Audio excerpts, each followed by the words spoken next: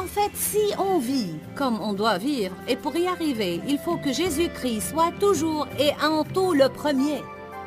Restez avec nous dans Jouissez de votre vie.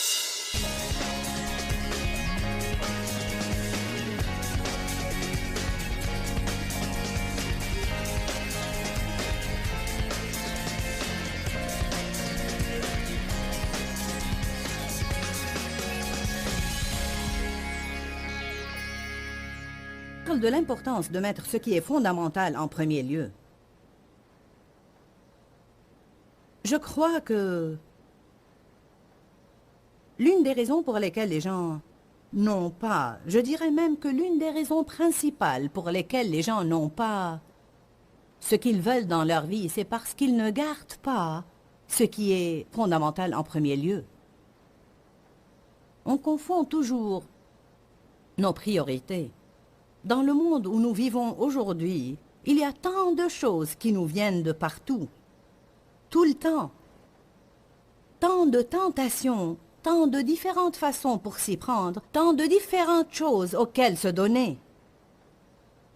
Certaines sont de mauvaises choses et on sait bien les éviter, mais certaines sont bonnes. Et parfois, on doit apprendre à dire non à de bonnes choses. Parce que même les bonnes choses peuvent confondre vos priorités. Ce qui est une première priorité pour quelqu'un d'autre peut être un problème pour vous. Vous devez faire attention à ne pas vous passionner à faire ce que tous les autres font. Vous devez faire ce que le Seigneur vous guide à faire. Colossiens chapitre 1, 17 dit « Il est avant toute chose. » Et je pourrais vous dire que s'il était avant tout, alors ça veut dire qu'il doit être plus important que tout. Et toutes choses subsistent, sont maintenues et unies en lui. Eh bien, quelle parole frappante. Jésus maintient tout ensemble. Wow. Même pour les personnes qui ne le savent pas, Jésus maintient leur tout ensemble. Vous ne pouvez pas avoir un bon mariage si Jésus ne le tient pas uni. Vous n'allez pas avoir de bons rapports personnels avec qui que ce soit si Jésus n'est pas au-dedans à diriger et guider ses rapports. Vos finances vont être un fouillis sans Jésus. Votre intelligence sera un égarement sans Jésus. Vos émotions seront un bouleversement sans Jésus. Tout sera un désordre sans Jésus. Il était avant toute chose et toutes choses proviennent de lui. Tout est maintenu par lui. Ce Jésus m'a l'air important. Verset 18. Il est la tête du corps qui est l'Église. Il est le commencement. Le premier-né d'entre les morts, afin que seul, en tout et à tout égard, il tienne le premier rang, soit premier et ait prééminence. Laissez-moi vous demander, qui a une Bible amplifiée avec lui ce soir? Certains savent l'amener à mes conférences. Au cas où vous n'avez pas cette traduction, je ne sais pas exactement comment on a traduit le verset 18 dans les autres versions, mais je sais que la Bible amplifiée amplifie toujours. Je le lis encore une fois, car ce verset, en fait, les deux versets qu'on a déjà lus me ravissent absolument, croyez-moi.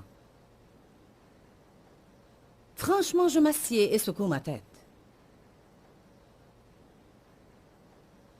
Il est la tête de l'Église, qui est son corps. Si vous essayez de diriger une église dont Jésus n'est pas la tête, vous avez un gros problème.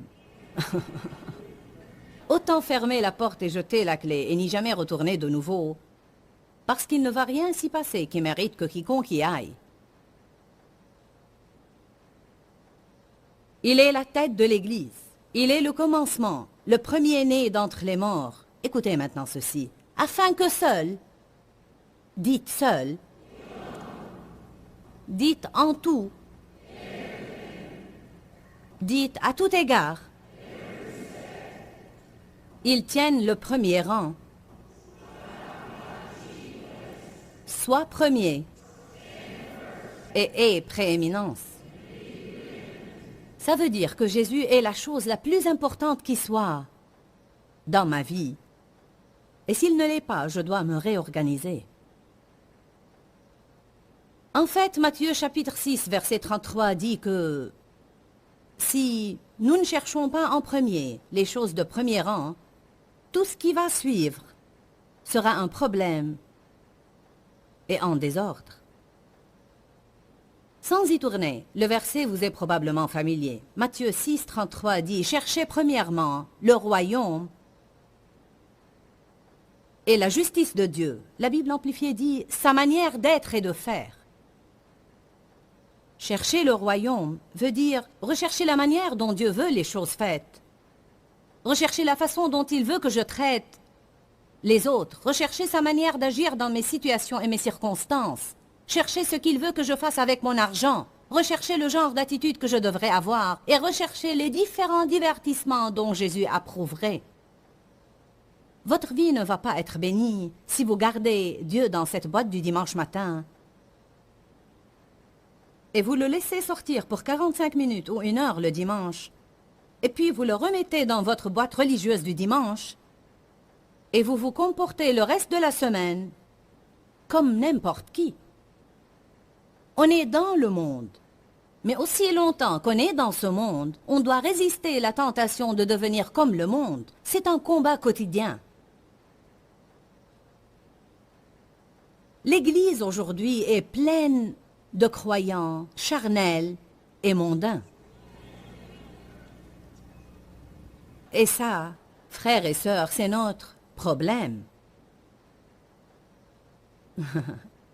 Voilà pourquoi aujourd'hui on ne touche pas le monde de la manière dont on doit toucher le monde. En fait, si on vit comme on doit vivre, et pour y arriver, il faut que Jésus-Christ soit toujours et en tout le premier. S'il a en tout la première place, c'est alors qu'on vit vraiment comme on le doit. Et si on vit tous vraiment comme on le doit, alors le monde serait différent de ce qu'il est maintenant.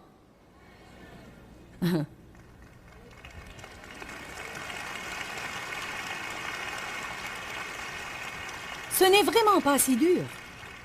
Chaque personne doit continuellement faire des rajustements pour subjuguer leur chair, pour ne pas laisser leurs émotions les mener et leur intelligence les gouverner. Car la Bible dit, la chair a des désirs contraires à ceux de l'esprit, et l'esprit en a de contraires à ceux de la chair. Ils se combattent et sont continuellement opposés entre eux. Nous sommes en guerre. Le diable vous déteste. Il déteste votre foi. Il déteste le Dieu que vous servez. Il travaille à plein temps et fait des heures supplémentaires. Tout le temps, pour s'assurer que si vous êtes sauvé, que personne d'autre ne le sache.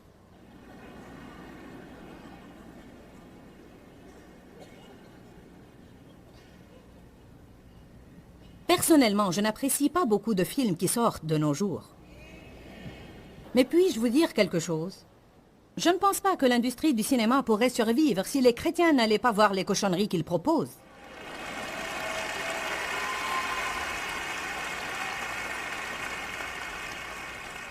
Je ne crois pas que tous ceux qui sont pour l'immoralité pourraient arriver dans les bureaux du gouvernement si les chrétiens votaient convenablement.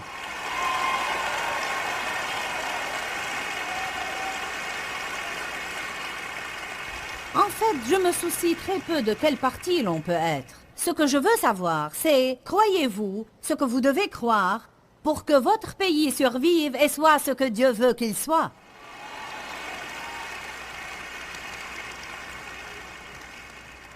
On ne vote pas pour les gens parce qu'ils nous promettent la prospérité et ils nous promettent des emplois. S'ils croient d'autre part en un tas de choses que la Bible condamne formellement.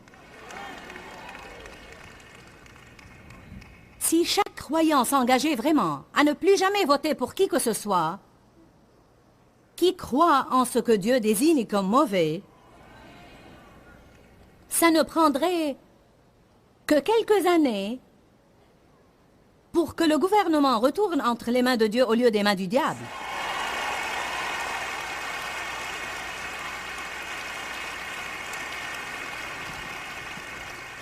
Écoutez maintenant, chacun de nous a cette responsabilité.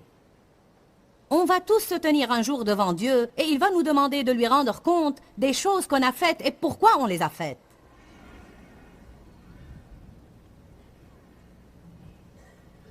Mettez Dieu en premier.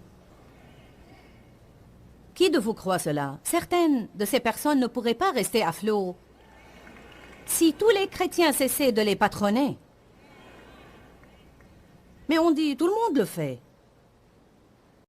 Personne ne fait ce qui est juste. Je vous le dis, l'Église est comme un géant endormi. J'espère et je prie, au nom de Jésus, qu'avant que Dieu me prenne d'ici, je puisse voir l'Église se raviver et être ce que Dieu veut qu'elle soit. Amen. Ça ne se produira que lorsque les croyants, individuellement, dans leur propre vie privée, commencent à mettre Jésus en premier dans tout ce qu'ils font. Je suis vraiment écœurée par la religion. Les personnes hypocrites et pharisaïques qui disent à tout le monde ce qu'il faut faire et ne le font pas eux-mêmes.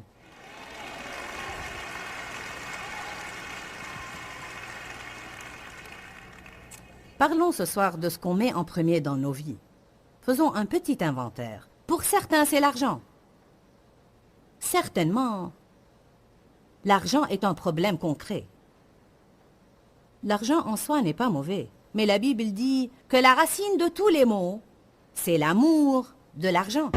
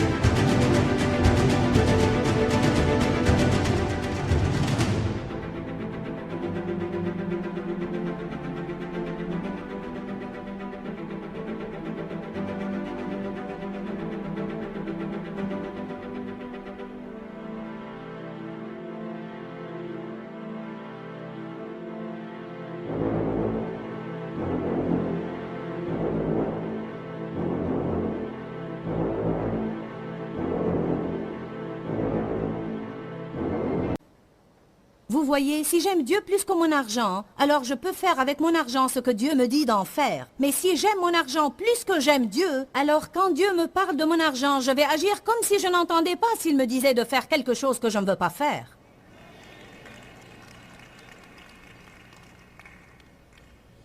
Matthieu 6, 19 dit, « Ne vous amassez pas des trésors sur la terre où ils peuvent être détruits à tout moment. » Savez-vous que le système que nous avons ici, sur Terre, n'est pas un système stable?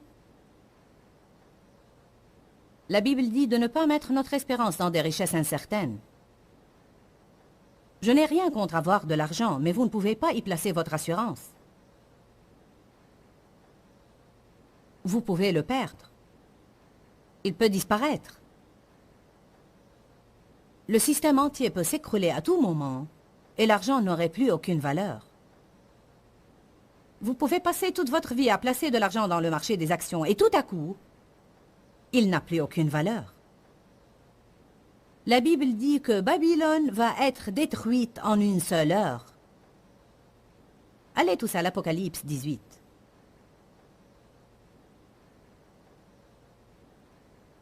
Je crois que Babylone représente le système commercial de ce monde.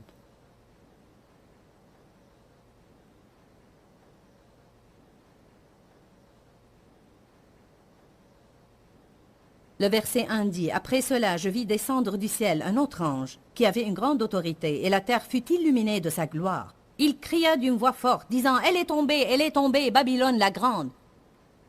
Elle est devenue une habitation de démons, un repère de tout esprit impur, un repère de tout oiseau impur et odieux, parce que toutes les nations ont bu du vin de la fureur de sa débauche, que les rois de la terre se sont livrés avec elle à la débauche et à l'idolâtrie, que tout le monde dise idolâtrie. Nous allons parler plus tard de l'idolâtrie, et que tous les marchands et les trafiquants de la terre se sont enrichis par la puissance de son luxe effréné. J'aurais voulu lire jusqu'au verset 17, mais ça me prendrait trop long. Regardez le verset 11. C'est après la chute de Babylone. Et les marchands de la terre pleurent et sont dans le deuil à cause d'elle, parce que personne n'achète plus leur cargaison. Cargaison d'or, d'argent, de pierres précieuses, de perles, de fin lin, de pourpre, de soie, d'écarlate, de toute espèce de bois, de senteur, de toute espèce d'objet d'ivoire, de toute espèce d'objet en bois très précieux, en airain. Et il continue à énumérer des choses et d'autres et d'autres. Verset 15. Les marchands de ces choses qui se sont enrichis par elle se tiendront éloignés dans la crainte de son tourment. Ils pleureront et seront dans le deuil et diront « Malheur, malheur ». La grande ville, qui était vêtue de fin lin, de pourpre et d'écarlate, et parée d'or, de pierres précieuses et de perles, parce que en une seule heure, tant de richesses ont été détruites et éliminées. Je ne pense pas qu'on doit espérer dans l'argent. C'est bien d'en avoir, mais je dois l'avoir sans que ça ne me cause des ennuis. On ne peut pas être plus généreux que Dieu. Vous m'entendez? Vous ne pouvez pas être plus généreux que Dieu. Je vous le dis maintenant, plus vous donnez, plus vous devenez riche. Plus vous obéissez à Dieu, plus il va bénir vos affaires. Plus vous faites pour les autres, plus les autres vont faire pour vous. Vous passez votre temps à prendre soin de vous-même et économiser tout ce que vous pouvez obtenir. Vous investissez tout sur cette terre et essayez de gagner de l'argent. Vous travaillez tout le temps pour en faire encore plus. Je vous le dis en ce moment, vous n'aurez jamais rien. Ou si vous en avez, vous n'aurez aucune joie. Vous ne pourrez pas l'apprécier. Mais si vous mettez Dieu en premier, mettez Dieu en premier.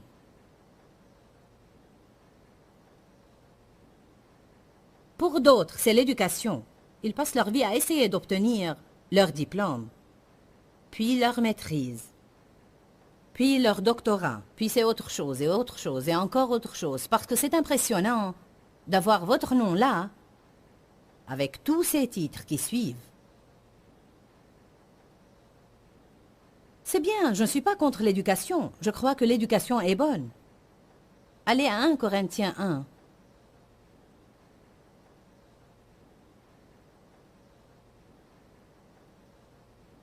1 Corinthiens 1, 19, j'aime lire ces paroles. Car il est écrit, je confondrai, et je rendrai nul, et je détruirai la sagesse des sages, la philosophie des philosophes, l'intelligence des intelligents, et le discernement des éclairés. Je les rendrai nuls, et les anéantirai, et les détruirai complètement. Où est le sage, le philosophe, où est le scribe, le docteur, où est l'investigateur, où est le logicien, où est le raisonneur de ce siècle? Le Seigneur n'a-t-il pas convaincu de non-sens et de folie la sagesse du monde? En fait, je dirais qu'on voit très clairement aujourd'hui que la façon de faire du monde et ses systèmes ne marchent pas. Quel chambardement on a de nos jours! Quelle confusion incroyable et absolue on vit! Quand les adolescents ont peur d'aller à l'école, quand les gens ont peur de conduire à cause de la rage de la route, quand quelqu'un se gare sur votre propriété et vous êtes effrayé de leur demander de partir car ils pourraient sortir un pistolet et vous tuer. Dieu merci pour le nom de Jésus. Que le nom de Jésus est une tour forte et que le juste y accourt et s'y trouve en sécurité. Je suis bien content d'être protégé par le nom de Jésus. Amen.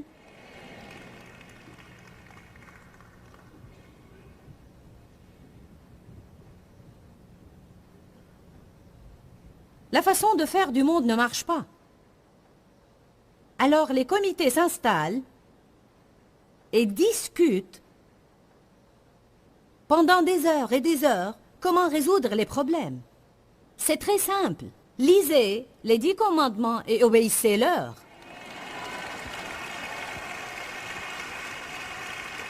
Remettez la prière dans les écoles. Donnez à nouveau des Bibles aux enfants au lieu de leur donner des préservatifs.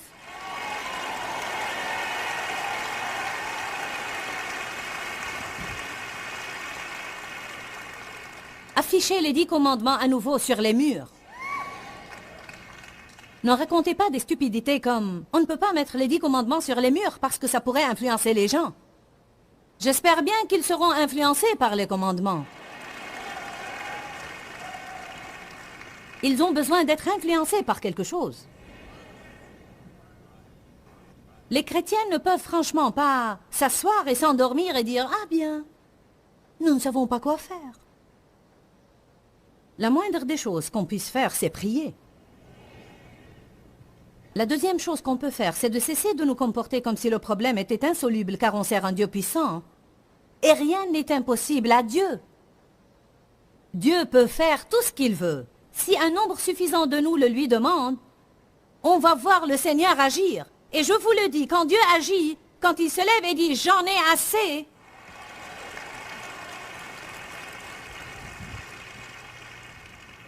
comment peut-on dire que la vie privée n'affecte pas du tout la vie publique? C'est intéressant pour moi, parce qu'avant que j'ai entendu cette affirmation, il y a des années, quand mon ministère n'allait pas trop bien, j'avais demandé à Dieu pourquoi. Il m'a dit, parce que ta vie privée a besoin de travail. Et si tu veux être ointe à la chair, tu dois vivre ta vie privée comme il faut.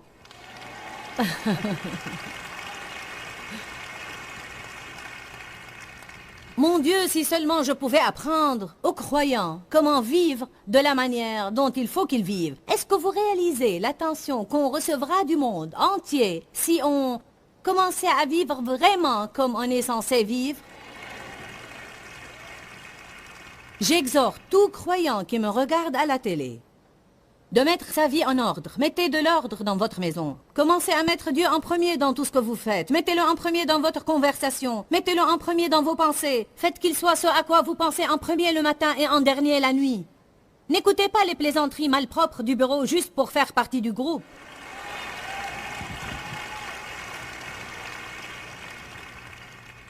Chacun de nous doit se lever et être compté. On doit cesser d'attendre que quelqu'un d'autre fasse ce qui est droit. Que chacun de nous fasse seulement ce qui est droit.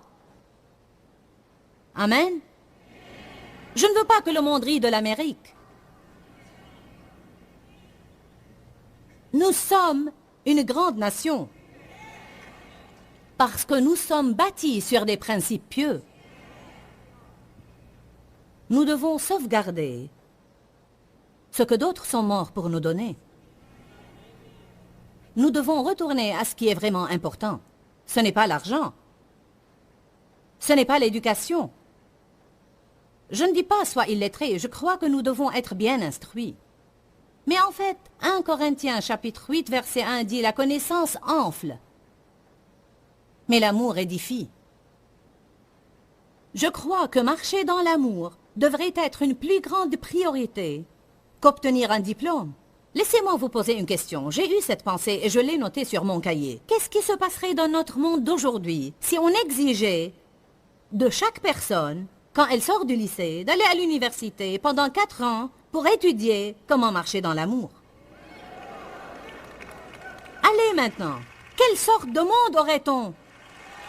Waouh, je voudrais bien vivre dans un tel monde où les gens doivent étudier comment être chrétiens. Bien, aujourd'hui, nous avons parlé de l'importance de mettre les choses primordiales au premier rang.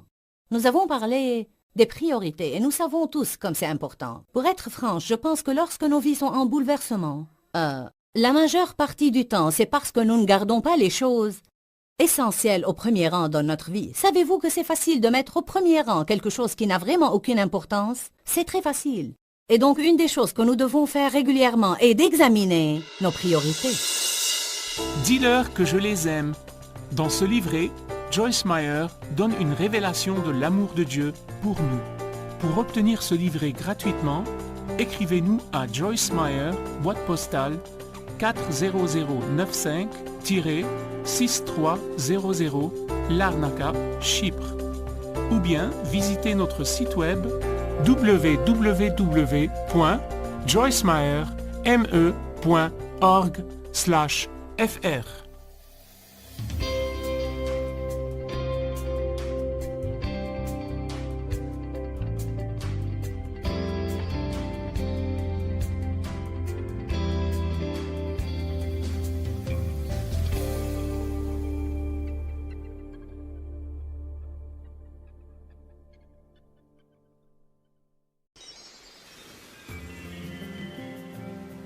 Quand vous êtes entouré de monde, vous devez développer une discipline si vous voulez avoir du temps avec Dieu. Et ce temps doit devenir une priorité. Car vous recevrez un coup de fil, on vous engagera dans une conversation et ça va vous distraire. Restez avec nous dans Jouissez de votre vie.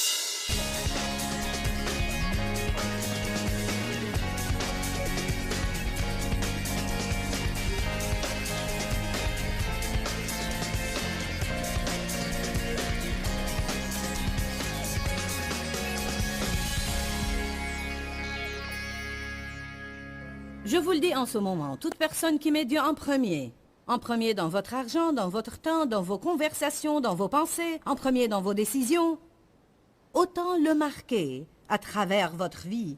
Succès phénoménal, gigantesque. Le diable va devoir sortir de votre chemin et vous laisser seul.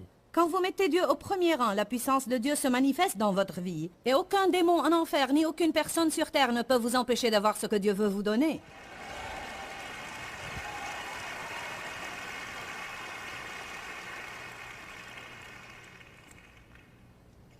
Je me tiens ici ce soir, non pas parce que je suis spécial, mais parce qu'en réalité, ma vie était dans le pire chambardement qui soit. J'avais une mauvaise attitude, j'avais une grande bouche. Je ne pouvais pas avoir de pensée positive à la suite. Je n'aimais personne et personne ne m'aimait. J'ai subi des sévices dans mon enfance. J'étais pleine d'amertume, rancunière, implacable. J'avais déjà eu un mauvais mariage qui m'a aigri encore plus. J'ai été née de nouveau encore enfant. Mais je n'ai eu aucune éducation chrétienne. Je vous félicite ce soir parce que vous êtes ici à l'école. Vous êtes en train d'obtenir une vraie maîtrise.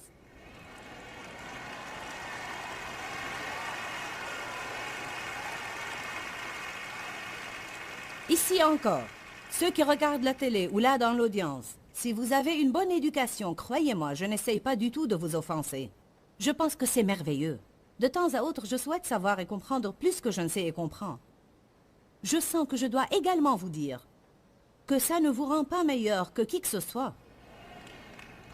Dieu peut oindre quelqu'un pour accomplir quelque chose d'encore plus grand que ce que vous avez appris à l'école. Votre assurance doit encore être en Dieu. Il doit toujours être en premier dans votre vie. Sans lui, vous n'êtes rien, et sans lui, vous ne pouvez rien faire. Soyez éduqués, mais n'y placez pas votre assurance. Certains sont si futés qu'ils ne peuvent pas croire en Jésus. Ils sont tellement intellectuels qu'ils ne peuvent pas croire la simplicité de l'Évangile, parce que pour eux, elle n'est pas censée. Jésus m'aime, et je le sais, parce que la Bible me l'a dit. La personne vraiment futée dit « Oh, quel boniment, quelle sottise !» La personne qui est comme un enfant dit « Oui, je le crois !»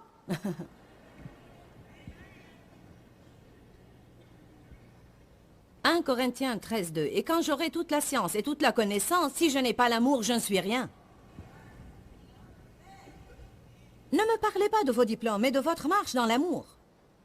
Marchez-vous dans la charité? Comment traitez-vous les autres?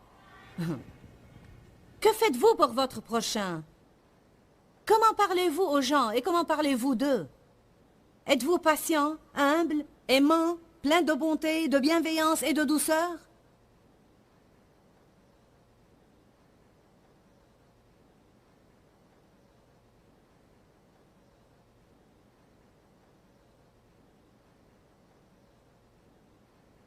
Beaucoup échouent leur chrétienté parce qu'ils ne s'instruisent pas et ne cherchent pas à savoir comment être des chrétiens victorieux. Je le crois de tout mon cœur. Il y en a beaucoup, beaucoup, beaucoup, beaucoup dans cette ville ce soir, à qui Dieu a parlé dans leur cœur d'être ici. Mais ils ont plus important à faire. Ils resteront spirituellement illettrés. Non pas parce qu'ils ne sont pas venus à ma conférence, je ne veux pas dire ça, mais je parle des personnes qui ne prennent pas le temps. Il y a un investissement à faire. Ah oui, personnellement, j'ai une très belle vie. Je vis toutes les promesses. Je ne suis pas toute seule dans le désert à errer comme un oiseau de proie. Je suis entrée dans la terre promise. Amen. Je n'y suis plus à tourner autour de ces montagnes stupides encore et encore et encore. Il y a vraiment une terre promise. Je l'ai franchie et j'y suis. Je peux vous dire que ça marche. Je l'ai et croyez-moi, je suis très heureuse. J'ai la paix et la joie. Je suis en forme. Je suis en forme la plupart du temps. J'ai mes ennuis comme tout le monde, mais je me sens bien la plupart du temps. On peut tous constater qu'à chaque année que je vis, je parais plus jeune.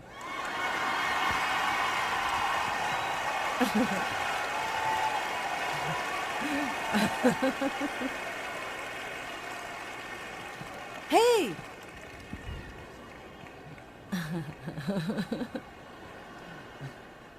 Un peu de technologie moderne fait du bien aussi.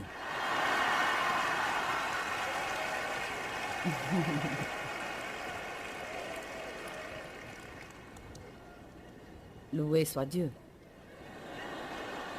Mais le savez-vous, j'ai mis 25 ans à m'instruire et à m'éduquer comme chrétienne. Bien que je connaisse très bien ce livre et que je peux le citer profusément, je l'étudie tous les jours. Je suis toujours en train de lire, de méditer, d'étudier et d'écouter des cassettes et de saisir tout ce que je peux parce que je sais très bien que tout ce que j'ai acquis, je dois le maintenir.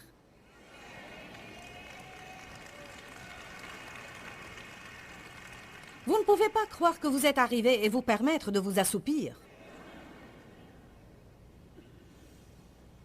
Et gravir les échelons de l'entreprise vers le succès, c'est ce qui est au premier rang pour beaucoup. Certains graviront tous les échelons pour découvrir que leur échelle est appuyée contre le mauvais bâtiment.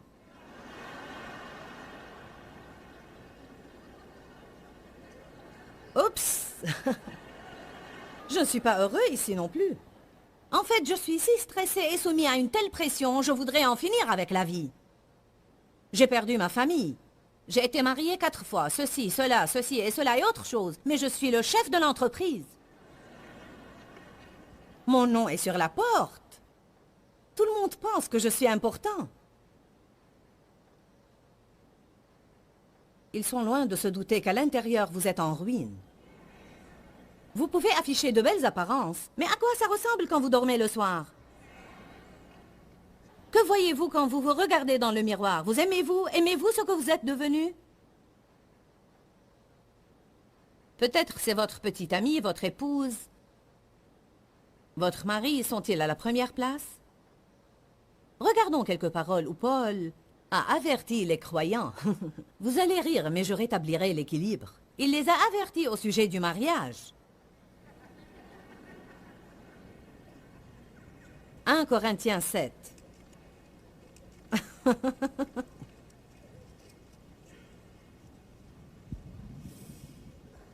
Évidemment que je suis pour le mariage. Ça fait 34 ans que je suis mariée. Donnez-moi un peu de temps pour rétablir l'équilibre ici. Paul essayait de dire quelque chose. Il essayait de dire aux célibataires, « Si vous avez le don du célibat, ne vous en inquiétez pas parce que ceux qui se marient ont toutes ces autres choses dont ils doivent s'occuper. » Vous ne pourrez pas vous donner strictement au Seigneur. Ce sera plus difficile pour vous de garder vos priorités en ordre et maintenir Dieu au premier rang. Quand vous avez à prendre soin de 4 ou 5 gosses et d'un mari ou d'une femme, vous avez effectivement un tas de choses qui pressent autour de votre temps. Vous essayez de trouver du temps pour prier, ou même un endroit assez calme pour le faire. Quand j'étais plus jeune, j'ai trouvé un lieu de paix et c'était la salle de bain. Tirez la chasse et faites courir l'eau. Vous ne pourrez rien entendre. Tout le monde pense que vous êtes occupé et vous pourrez dire « Éternel, mon Dieu, secours-moi ».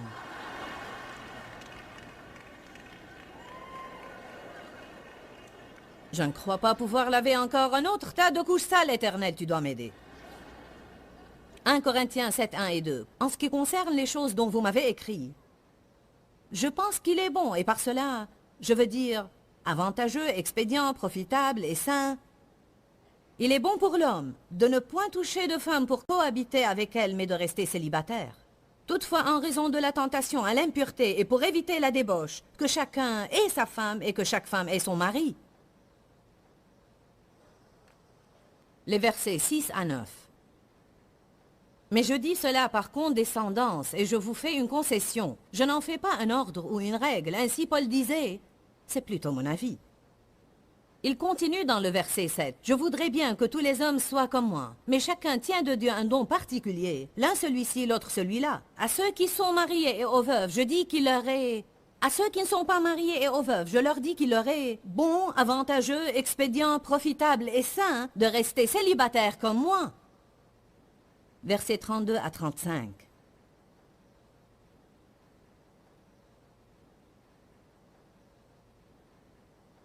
Or, je voudrais que vous soyez sans inquiétude et exempts de soucis. Celui qui n'est pas marié a souci des choses du Seigneur, mais celui qui est marié a souci de toutes les affaires du monde et des moyens de plaire à sa femme. Et il est partagé, attiré dans des directions divergentes. Ses intérêts sont divisés et il est distrait de sa dévotion à Dieu. De même, la femme sans mari et la jeune fille ont souci des affaires du Seigneur. Elle cherche à être consacrée, séparée et sainte de corps et d'esprit. Mais la femme mariée a souci des affaires du monde, des moyens de plaire à son mari. C'est correct de vouloir plaire à votre mari. C'est correct de prendre soin de votre femme et de passer du temps avec vos enfants. Je ne vous dis pas de ne pas vous marier, mais je trouve intéressant que Paul va à l'extrême ici jusqu'à dire « Écoutez, si vous ne pouvez pas être marié et garder Dieu en premier, alors mieux vaut ne pas se marier. »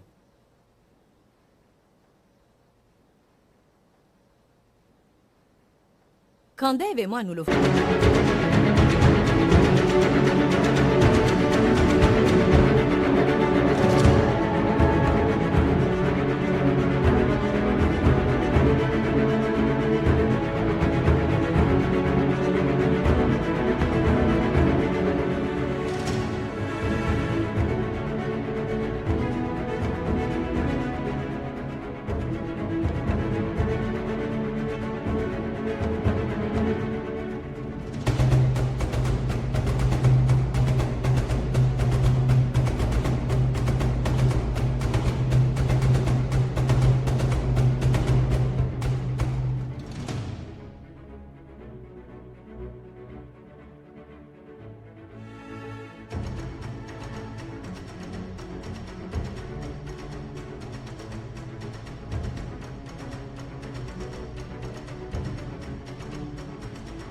le matin, vous savez, on aime parler ensemble. Et nous entrons dans la salle de bain.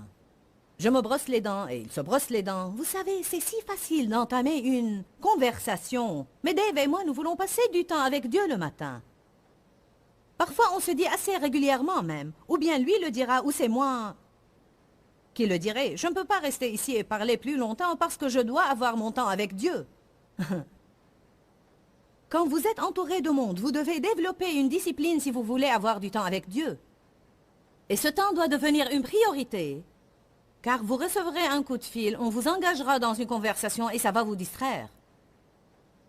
Vos enfants auront besoin de vous et ça va vous retenir. Apprenez-leur à mettre leurs céréales dans le bol et verser le lait dessus.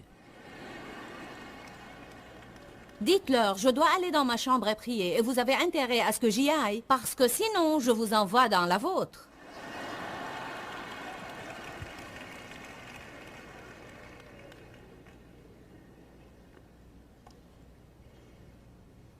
Es-tu occupé avec tes enfants tout le temps? Tu n'as pas une minute pour Dieu? Tu as tous ces enfants? Alors écoute-moi. Soudainement, un beau jour, ils seront tous grands et partis. Certains pensent, oh, loué soit Dieu. Je n'ai pas ce problème du nid vide. J'étais personnellement heureuse quand mon dernier est parti.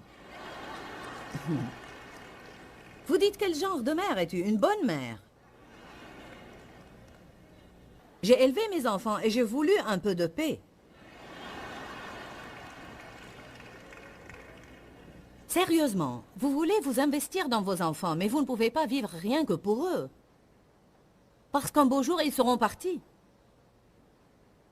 Je pense que ces jours-ci, on laisse parfois les mômes en faire trop, de sorte qu'on est continuellement occupé à gérer un service de taxi pour les amener partout où ils doivent aller. Il y a quelques années, les gens ne faisaient pas tout ce que nos petits pensent qu'ils doivent faire aujourd'hui. Souvent, ce processus de courir partout ne vous laisse pas de temps pour Dieu. Et si vous n'investissez pas du temps pour Dieu, rien ne marchera plus. Êtes-vous en train de bâtir ou de décorer une maison et ça vous garde occupé? Gardez ça aussi dans des limites appropriées. Je connais un homme qui est divorcé et ne sert plus Dieu depuis longtemps. Cet homme aidait dans le ministère de l'hôtel dans mes conférences. L'une des raisons principales pour lesquelles il a récidivé est car il avait commencé à bâtir sa maison et tous les dimanches il travaillait dans cette maison au lieu d'être à l'église. Et subtilement et graduellement, peu à peu, il s'éloignait de plus en plus de Dieu. Laissez-moi vous dire quelque chose. Satan emploiera tout ce qu'il peut pour vous entraîner loin de Dieu et vous garder hors de l'Église et hors de la communauté des croyants.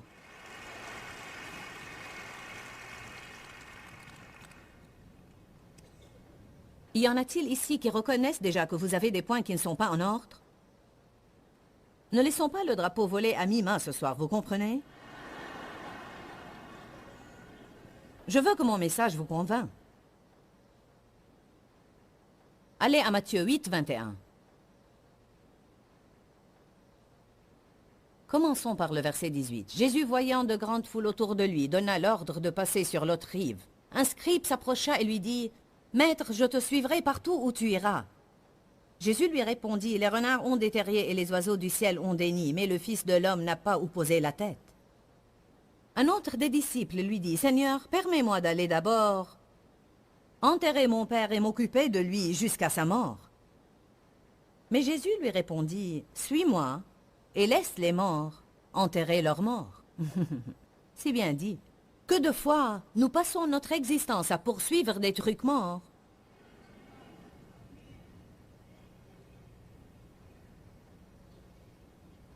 Au lieu de rechercher la seule chose qui peut nous donner la vraie vie.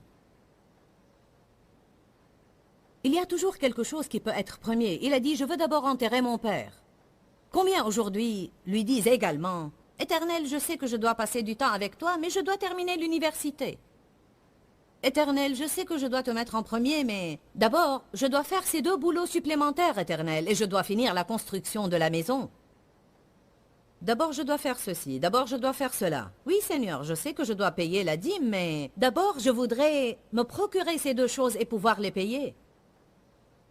Je sais que je dois passer plus de temps avec ma famille, mais d'abord, je dois faire ce boulot supplémentaire pour pouvoir payer cette belle voiture que j'ai achetée. Mettez en premier les choses de premier rang. Ce qui doit être premier en tout, c'est Jésus. On peut toujours trouver de quoi s'occuper en premier. Ésaïe 44, 6 dit, « C'est moi le premier, c'est moi le dernier, en dehors de moi, pas de Dieu. » Je veux le redire lentement et je veux que vous le saisissiez. C'est moi le premier, c'est moi le dernier. En dehors de moi, pas de Dieu. 1 Jean 5, verset 21. 1 Jean 5, 21 dit, « Petits enfants, gardez-vous des idoles, des faux dieux. » La version amplifiée dit, « Gardez-vous de quoi que ce soit, et de tout ce qui usurperait dans votre cœur la place qui n'appartient qu'à Dieu, et de toutes sortes de substituts pour lui, qui occuperaient le premier rang dans votre vie. » Oula! Quand j'ai lu ça, je me suis arrêtée. Je n'avais plus lu ce verset depuis longtemps et Dieu m'a mis sur le cœur de faire cette série. Il dit dans cette écriture-là, « Petits enfants, gardez-vous de tout ce qui usurperait la première place dans votre cœur. Savez-vous que pour beaucoup dans le ministère, c'est leur ministère qui occupe le premier rang pour eux et ils n'ont plus de place pour Dieu dans tout ça?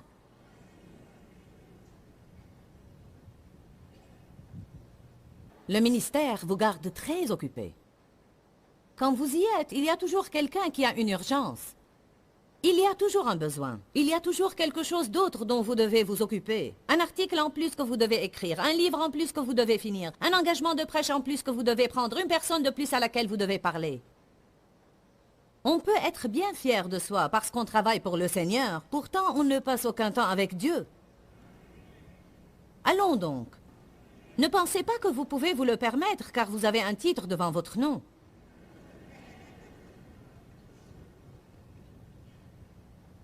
Petits enfants, gardez-vous des idoles. De quoi que ce soit et de tout ce qui usurperait dans votre cœur la place qui n'appartient qu'à Dieu, et de toutes sortes de substituts pour lui qui occuperaient le premier rang dans votre vie. Dans Jacques 4, Dieu a dit aux gens qu'ils avaient une liaison amoureuse avec le monde et qu'il était jaloux. Parlons des idoles pour quelques instants, parce que souvent, lorsqu'on parle des idoles, on pense automatiquement « ça ne me concerne pas, je ne me prosterne devant aucune idole ». Peut-être que vous le faites, peut-être pas. Une idole est tout ce qui prend ou usurpe la place de Dieu dans notre vie. Une idole peut être une personne, ça peut être une chose, ça peut être un travail, ça peut être une éducation.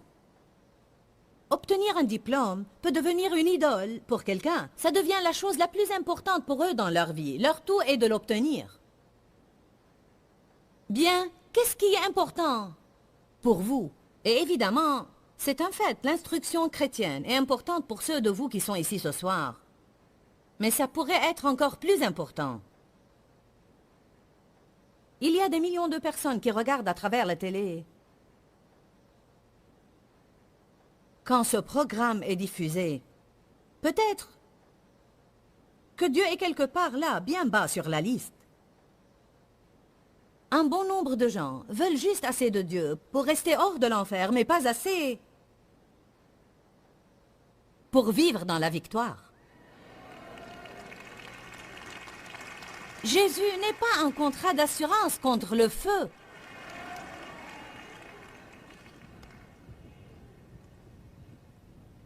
J'ai eu mon contrat d'assurance. J'ai dit oui à l'hôtel. Exode chapitre 20, versets 3 à 5 dit « Tu n'auras pas d'autre Dieu face à moi. »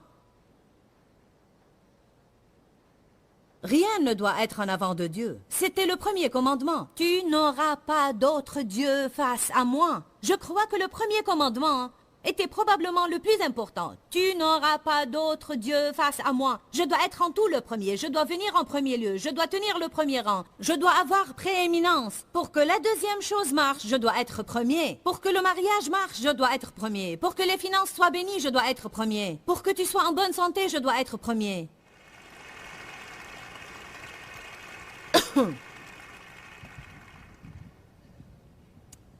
Qu'est-ce qui se produirait si chaque chrétien, tous ceux qui se nomment chrétiens, mettaient Dieu en premier?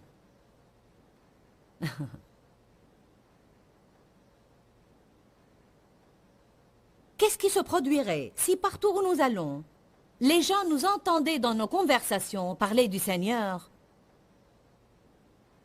Au lieu de marmonner et de maugréer, de nous plaindre et de jaser comme tous les autres dans le monde.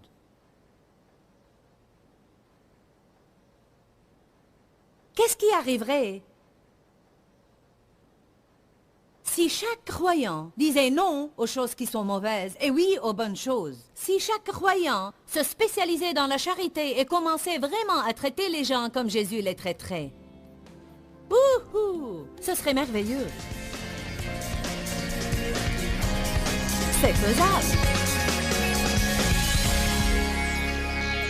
Bien, aujourd'hui, nous avons parlé de l'importance de mettre les choses primordiales au premier rang. Nous avons parlé Des priorités, et nous savons tous comme c'est important. Pour être franche, je pense que lorsque nos vies sont en bouleversement, la majeure partie du temps, c'est parce que nous ne gardons pas les choses essentielles au premier rang dans notre vie. Savez-vous que c'est facile de mettre au premier rang quelque chose qui n'a vraiment aucune importance? C'est très facile. Et donc, une des choses que nous devons faire régulièrement est d'examiner nos priorités. Dis-leur que je les aime. Dans ce livret, Joyce Meyer donne une révélation de l'amour de Dieu pour nous. Pour obtenir ce livret gratuitement, écrivez-nous à Joyce Meyer, boîte postale 40095-6300, Larnaca, Chypre. Ou bien visitez notre site web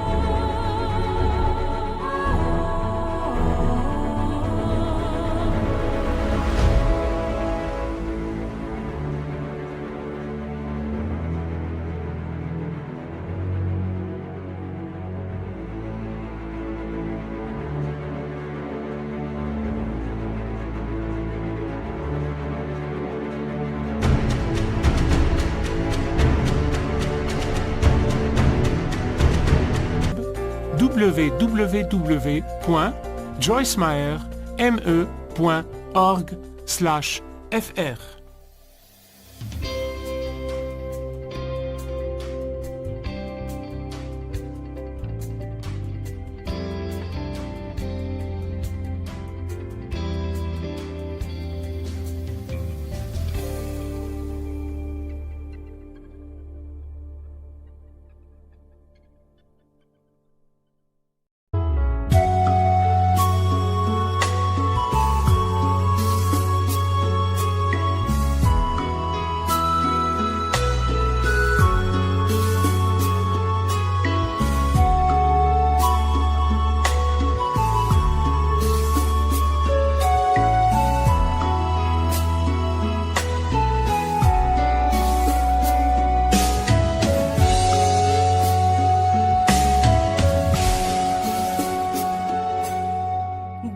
khắp phương trời vẫn nhớ tới quê hương. Người về đây thăm làng trù quê mẹ và làng sen quê cha, xúc động bồi hồi người rơi giọt lệ, thương mái nhà tranh thương đất mẹ nghèo.